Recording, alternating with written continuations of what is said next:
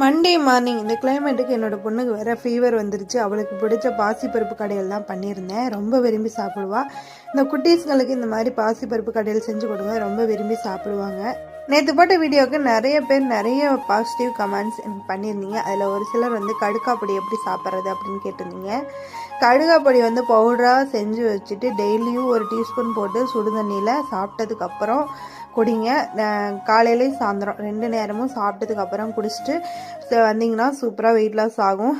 அப்புறம் கொஞ்சம் நாள் கழிச்சுட்டு நீங்கள் வந்து வெறும் வயிற்றில் கூட சாப்பிட்டுக்கலாம். ஏன்னா வந்து உடம்புக்கு செட் ஆயிடுச்சு அப்படின்னா கண்டிப்பாக இதை வந்து ட்ரை பண்ணி பாருங்கள். இன்னும் புது வருஷம் பிறகு ஒரே ஒரு நாள் தான், நாளைக்கு ஒரு நாள் தான் இருக்குது.